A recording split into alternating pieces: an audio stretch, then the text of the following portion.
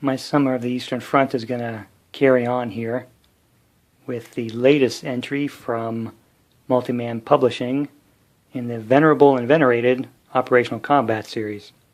This is Smolensk, Barbarossa Derailed, and I'm going to be taking a look at this one because I had hoped to see the monster game Thunder in the East ready before summer was out, but it looks like it's going to be a bit longer, some delays. But I think this will fill the gap nicely. Now, an interesting bit is that the designer of this game actually produced 2 games. The gamers have done this in the past where the research for a title yields more than 1 game, often in the OCS, and then 1 or more games in the standard combat series. And that happened in this case as well. This designer produced a game on the same subject for the standard combat series. So after some thinking about it, I decided to go for the operational combat series because I felt like it would fit, my particular niche a little better, and I didn't see any reason to have 2 games on the exact same subject. So here it is. OCS is a very long-lived system. It's got to be closing in on 30 years at this point. But the rules have been really very stable for quite some time. There's been some polishing and some nuanced changes, but structurally, the system has been very much the same for quite a long period of time and quite a number of games. The system is really well suited for the huge fronts and deep operations of the German-Soviet War, and you'll find a lot of titles in the system covering that era. Many very large, a number of medium, but this one's a little different. It's actually a pretty small game for OCS standards. It is only a single map, 22 by 34 inches, and, 3 counter sheets. That's fairly small by the standard of this system. And fairly short duration. It covers about 2 months of time, which works out to 19 turns in the game system. And it covers, a fairly small, focused operation. The drive for Smolensk on the sort of the tail end of Operation Barbarossa. I don't know about medium complexity, however. I'd say this is a little higher than medium. If we divide these into 3 groups, I might put it at the high end of medium, low end of high, perhaps. There's a lot going on in the OCS system. It's definitely focused on operational combat. It's the combat that really takes up all your time. And in that regard, I might describe this as a perfect move kind of game. There's a lot of factor counting, movement points, combat factors, supply points, trying to get the ultimate move to take the maximum advantage of whatever situation you're in. So in that regard, it can take a whole lot of analysis, a lot of time to play. Personally, I really like feel games where you have to move quickly, react quickly, and the game moves along rapidly. So I tend to play these things not very similarly to, I'd say, most players in this system. I play with a lot more feel, and I don't care about my mistakes. I'm happy to make them, and I'm happy to try to recover from them. That's what I like about games. Here are the latest series rules, 4.3, only a minor revision, 55 pages, very crisp. I will probably never open these because MMP is really great about providing electronic copies of rules. So I will be reading those and not thumbing through the book. The game-specific rules are fairly brief, but they have a lot of things to cover. One of the things about this, when we look at the map, we'll see is this is an end-of-the-world kind of map where things are happening to the north, things are happening to the south. So this game, has to take those into account to make sure the simulation holds. So there's specific rules for that, as well as a number of things regarding the forces involved, and then a great number of scenarios. MMP is always good about getting designer notes in there as well. So this is a nice little rule book. There's also a couple of player aids. Now these are the kind of things that are often printed on maps. But because this is a relatively small map and it's just chock full, edge to edge, no sense wasting map space on things like this. So they're printed out in these heavy cardstock, and you can put them off to the side. You'll have a room because it's a relatively small map. And a couple of specific player aids for each side. Arrival schedules, as well as some specific tables for, relevant to each side, their supply and replacement tables. And the new, easy to read, standard charts and tables. There's basically 4 pages of charts and tables that are part of the core rule set. I usually do most of the stuff electronically, so I haven't seen one of these in quite a while. But I think it is more readable. I'm sure people who use it are very pleased with it.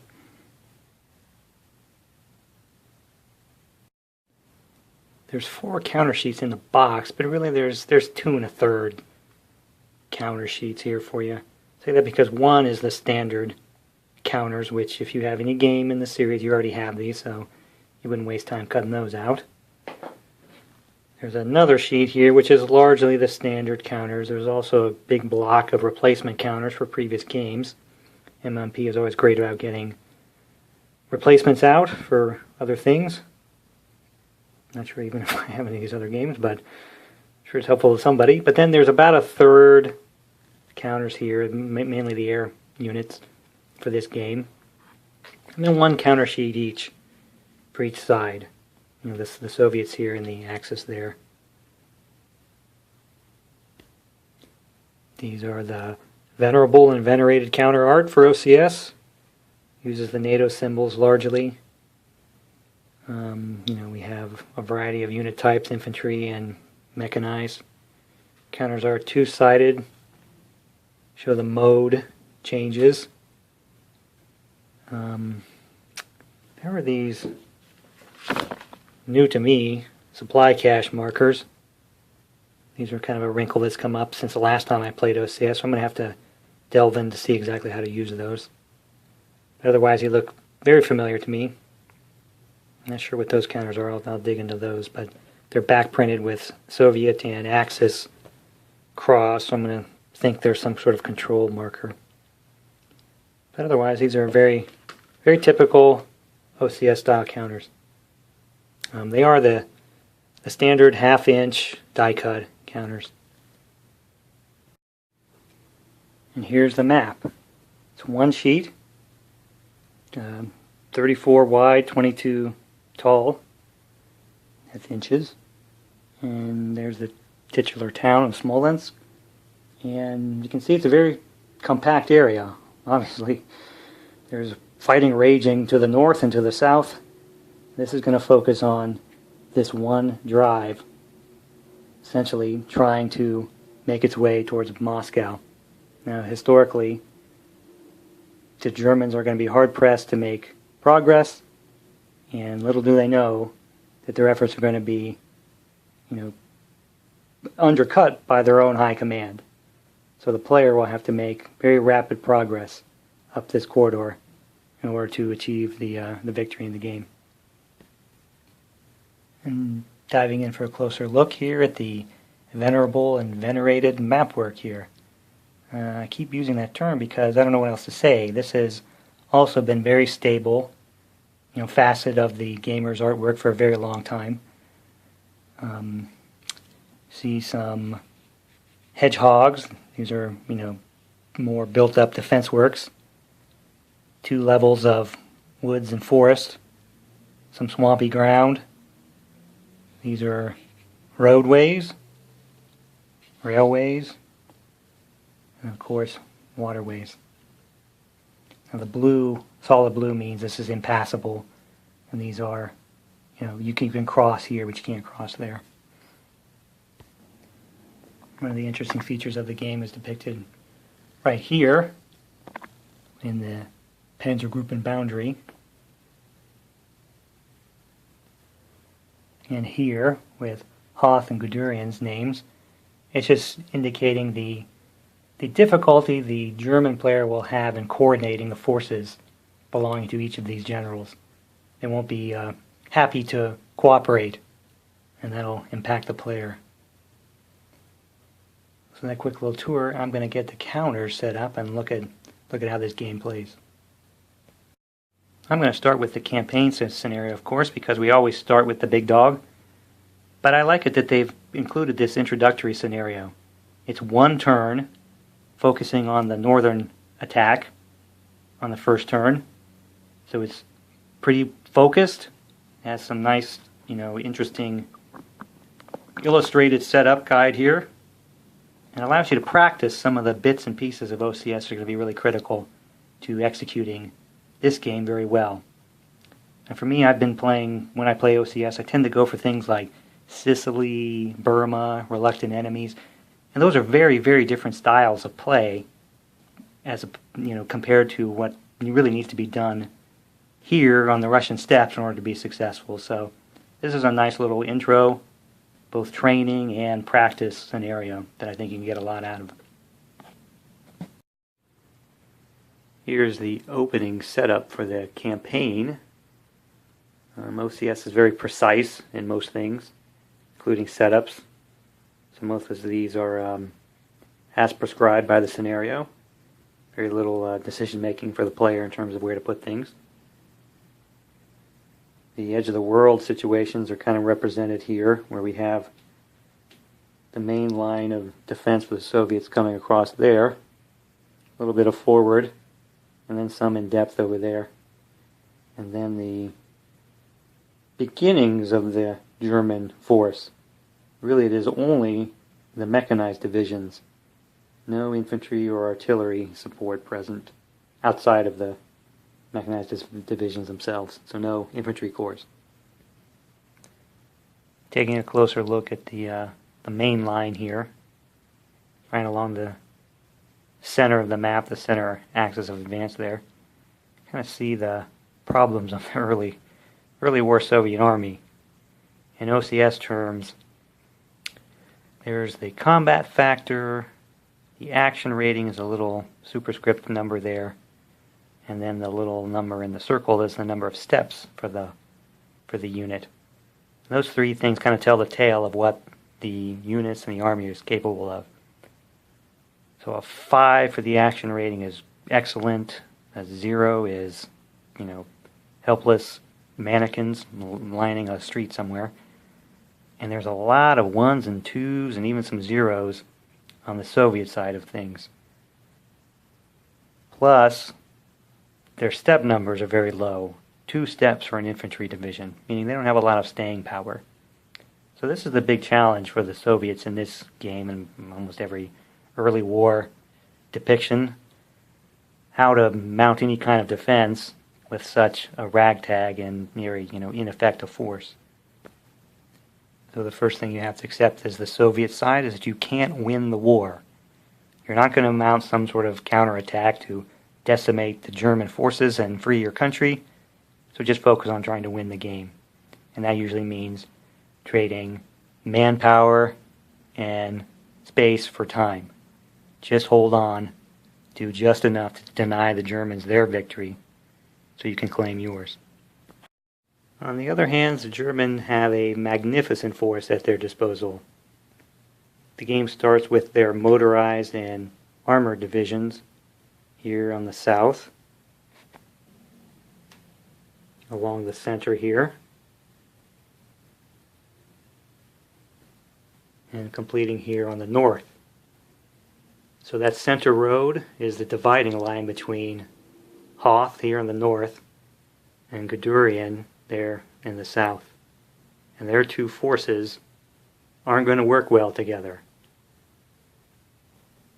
The German player will be compelled to make sure those two forces never mix at the risk of severe consequences to the German forces in the terms of operating capabilities if he does let that happen. The Germans also have their typically powerful and plentiful air force. The only handicap is that they don't have very many forward air bases. So much of this air force will be operating from off-map bases and having to traverse a lot of space off the map in order to operate on map. But also the Germans start with a fair amount of losses to those mechanized divisions. representing the work that's come prior to the beginning of the game. So these losses here have weakened their division some, but replacements could potentially bring those things back. And notice those very high ratings for the German. There's 4 for air-to-air combat for these fighters, 12 for the bombing factors for the bombers, Stukas, as opposed to the pitiful and not very plentiful Soviet Air Force. 2 is a typical factor. They have very few fighters. 4 is about all they can muster for their ground attack, and there are very few of those as well. So, accurate representation. Be hard for the Soviet player to find good uses for them before the Axis are able to blow them out of the sky. But on the plus side, they have plenty of air bases forward and up close to the line, so they will at least be able to deploy and operate in close conjunction with the ground forces. The system is not called the Operational Logistics series. Its combat is the heart and soul of the game, and yet logistics is really crucial for a number of the titles, and certainly for this one. There are 2 types: subsistence, keeping your guys alive with food, and then fuel and ammunitions for actual combat missions. Subsistence is achieved through simple tracing on the map. You have a line of supply back to a point of supply. You are said to be in trace, and you're alive. Out of supply, and then you suffer attrition costs. Soviets, of course, will have a little easier time of it. They're fighting on their own ground. So with the front line essentially right here, everything to the east on the map edges and all the way to the far eastern map edge is considered a supply source. Now in OCS, it's generally the railways that are used. Now certainly in this game, it is the railways that are considered supply sources. And you trace supply to detrainable locations like cities, towns, and headquarters. And from there, the subsistence supply is then traced out to the combat units. So the Soviets have lots of places where they can draw supply. Not so much for the Axis. They're looking at, their supply coming from the western map edge. There are only a couple of rail lines coming up that direction. So they have to keep in mind their proximity to these rail lines. Another key aspect to the rail lines is the gauge. The 2 nations, Germany and Soviet Union, do not use the same gauge railroad lines. So the rolling stock won't move along it if it's at the wrong gauge. So as the German army advances, they have to convert the gauge, show their progress in converting that gauge before they can use that rail line for supply. So the Germans and the Soviets, for that matter, have special units for converting rail as they move forward. Simple enough, but it has to be done in order for that rail to be usable by one side or the other. And once converted, if it is to be used by the other side, well, the other side has to reconvert it back. If subsistence through rail transportation is pretty abstract, we assume the trains are running if the gauge is converted. Combat fuel is a little more explicit in the form of these tokens deployed on the map, as well as ground transportation assets.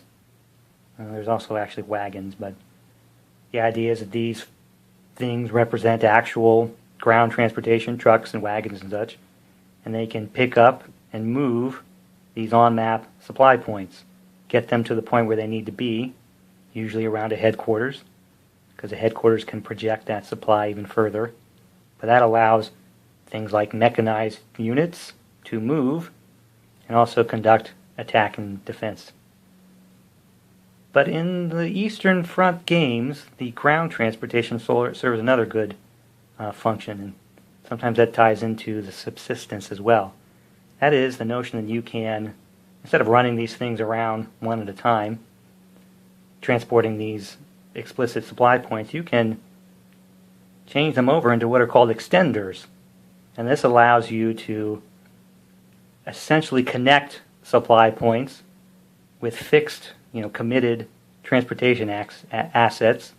You can't move I shouldn't use that word, supply points, supply depots. You can't really move these things, but you can extend the range of trace supply through these mechanisms. What that allows forces to do is to make deep, penetrating maneuvers while keeping the forces in trace supply alive. And then you only have the problem of moving up ammunition and fuel supply to actually keep things moving. There are many OCS titles I like to play that are small enough that extenders are never even necessary. Trace supply is easily had. But in these deep penetrating German-Soviet war front kind of games, this is really, really critical to get these things set up correctly. So your logistics planning is very much a part of your combat planning as well. Now, the explicit supply points are used for a number of things, principally fuel, combat, and air refit. What that means for the Germans is they're going to be hard-pressed to keep all of these mechanized forces moving and fighting, and their air force operating close to the lines. The Germans will average about 7 new supply points per turn. Soviets about 9. That'll fluctuate based on die roll. But the Germans have so many more mechanized forces to move. It's going to be very hard to keep everyone fueled and fighting. The Soviets have largely an infantry army. They do have mechanized forces, but not as many, and because they're doing more of a positional defense, probably won't need to use quite as much fuel as the Germans will. Now, the Soviets have quite a number of these really big artillery brigades. Artillery is often a really bad trade in OCS. They're very expensive to fire. It can literally equate to fueling and moving an entire armored division, and doesn't necessarily do as much damage. So it's often just speed bump positional defense in a line rather than fire contributing fire missions. I think the Soviets will probably be able to make good use of their artillery in this game. They should have the supply available. The Germans also have plenty of artillery. Each mechanized division has an attached artillery regiment, almost as strong as those Soviet brigades. 18 fire factors in an artillery mission, or the abundant air power. So for the Germans, the free, basically, use of air power is where they really get their trade-off in terms of benefit of attack maximization for supply use. It's very cheap. In this game, it's free to refit off-map. But as they advance, they're going to be outrunning the range of units in these off-map air bases. So they either have to get bases on the map and start paying to keep these aircraft flying, or potentially start using their artillery instead of the air missions. And one of the end-of-the-world considerations for the Soviets is that as the game progresses and the Axis attack advances, it's presumed that the forces on the flanks off the map will be advancing as well. So some of these supply trace locations on the north and south will start to become unavailable to the Soviets, and they'll need to be looking to trace from farther east. They'll still have some locations on the north and south, but as that attack advances, they'll have more considerations. We play to win the game, and this game is about geographic conquest. For the Germans to win, they have to control the 4 cities with the blue X's, plus some number of these variable conditions here. Each of these markers represents one of the other places they have to collect, and I think they have to get 6 of them. So it kind of represents the big encircling maneuver they did historically. For the Soviets, they need to hold these 2, plus deny the Germans possession of some number of these. Obviously, if they can hold Smolensk, they are going to win. But it's going to be like contesting the late stages of the battle in this area that'll determine the eventual winner. So you might wonder, where's the game here? I mean, the Soviets have this weak, poor quality army. The Germans have powerful mechanized forces and supporting infantry that is going to eventually advance. How do they stand a chance? What's there to contest? Well, it's the history. I probably have my dates wrong, but I think probably about the 3rd turn of the game, historically, the German High Command is going to dictate that the axis of the war is going to change from this attack to north and south, and basically Leningrad and Kiev. So you're going to have forces on the German side peeled away towards those other sectors. So you are on a really quickly ticking clock as a German player. You have to get those mechanized forces moving very fast to achieve these objectives before they're stripped away from you. And that's done at prescribed intervals right along with historical events. So you know exactly when these things are going to happen, and you'll know whether or not you're on target to achieve any hope of victory. Which means as a Soviet player, you know how long you need to hold out before the Germans will sort of lose their punch. You have more supply and replacements at your disposal, so you'll be able to trade manpower for time, waiting for that point when the withdrawals will occur, and you'll basically be fighting more of an attritional battle, well, assuming the German does well enough in this area to determine the winner. So those things definitely make the game play out historically pretty accurately. But from a pure game standpoint, it's a lot of foreknowledge. You know exactly what to plan for. So it takes some of the excitement and maybe the fear factor away from the game. Because historically, they may have known this was coming, but they were actually, and the commanders in this, on the German side, were actually fighting and struggling to keep a hold of these forces for as long as possible, thinking that they were, on the correct avenue of advance. So as a player, as a gamer, I would almost want those things to be less prescribed, more variable. I don't know how long I'm going to have my mechanized forces. Maybe I think I'm going to have them longer than it turns out I do. So I make plays for deeper attacks that then evaporate when the units are withdrawn. So I could play conservatively, thinking I'm going to lose them too soon and then not achieve enough of an advance. So those kind of things being unknown, I think, would definitely play into more of a fun game experience. But as a historical simulation, as it stands, it definitely hits that very, very well. So with that intro, I'm going to follow up with some reports on progress in this battle, see if the Germans can make the necessary advances to gain a victory, and see how well the Soviets can do it, pushing them back, pushing them hard, see if they can do a little better than they did historically.